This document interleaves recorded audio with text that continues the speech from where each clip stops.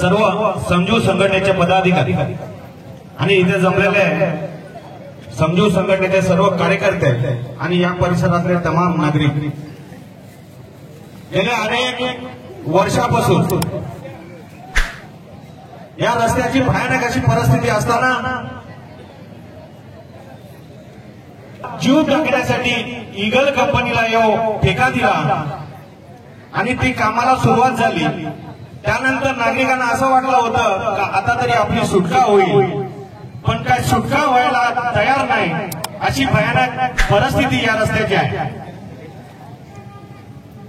गेले 8 वर्षामध्ये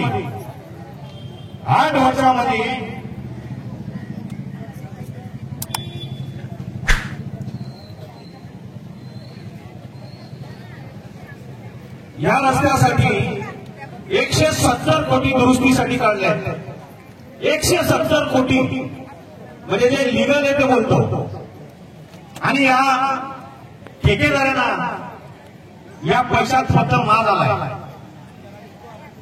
आणि या ठेकेदारांनी एक खड्ड आणि रस्ता न बनवताना हे सर्व पैसे काढण्यात अधिकाऱ्यांना हाताशी धरू। या ठाणे जिल्ह्यात जर बघितलं तर तिथला अधिकारी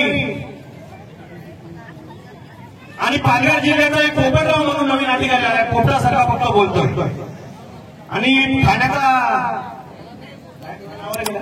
गीते म्हणून तो एवढ्या गेंड्याच्या गर्दीत आहे का तो कोणाला असा ऐकायला तयार नाही। म्हणजे फाट्यावर मारतो सांगितलं तरी चालेल, म्हणजे आमदार असो नाही खासदार असो, फक्त तिथपर्यंत जरा येणार आणि शो शायनिंग करणार, जसं आहे तसाच पण राहणार।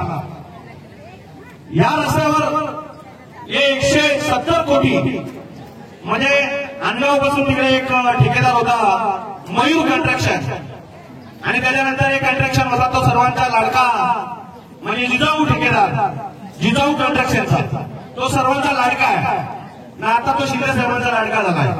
पण एक लक्षात ठेवा, कुठेही लपायला गेले तरी तुमची सुटका होणार नाही, हे लक्षात ठेवा। ही आम जनता आहे, ही तुम्हाला रस्त्यावर आणल्याशिवाय राहणार नाही।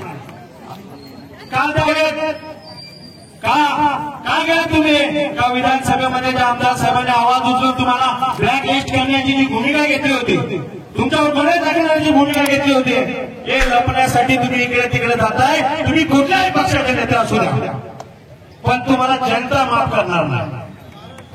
अरे गेले या रस्त्याचे पैसे खाऊन तुम्ही जर समाजसेवा करत असाल तर तुम्हाला हे कधीच वाचणार नाही।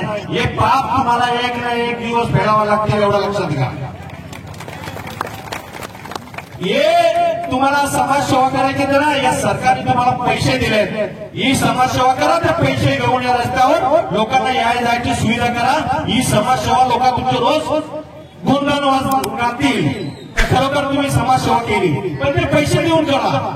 ते पण जर पैसे खाऊन तुम्ही जर समाजसेवा करायला असाल तर हे जनता तुम्हाला कधीच माफ करणार नाही।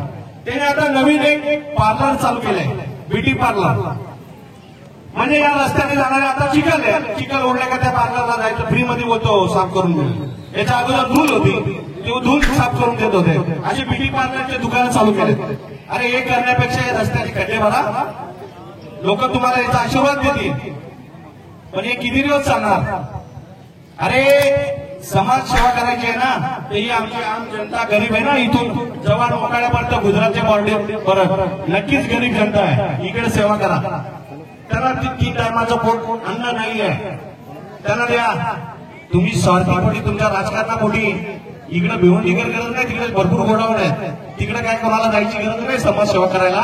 तिकडे लोक ती खरोखर 3 टायमाचं अन्न खाऊन ती चांगली पोट भरतात। समाजसेवा करायची माझ्या जवान मोकाळ्यापर्यंत तलासरीपर्यंत जा, खरोखर तुमच्या जनतेला गरज आहे तिथेशी तुम्ही समाजसेवा करा, तुमच्या स्वार्थासाठी समाजसेवा करू नका।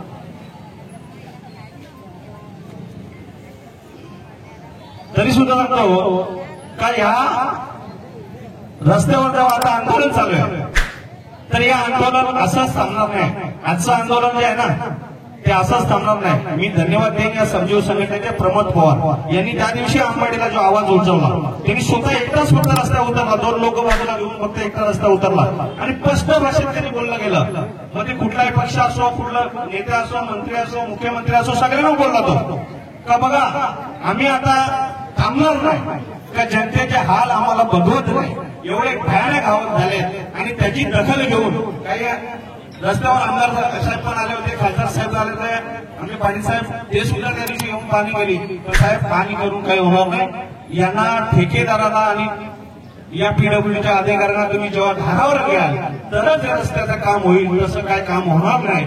तर तुम्हाला हाच जोडून माझी विनंती आहे आमदारांना, खासदारांना, पाटील साहेबांना का साहेब तुम्ही या अधिकाऱ्यांना शासनाने भटकावले तरच ठिकाणावर येतील, नाही तर ठिकाणावर येणार नाही. म्हणून तुम्हाला एक विनंती करतो काही लवकरात लवकर तुम्ही करा आणि ही जनता तुमच्या अपेक्षाने तुमच्याकडे बघते, हे तुम्ही नक्कीच करून दाखवाल. एवढं बोलून मी थांबतो. जय हिंद, जय महाराष्ट्र.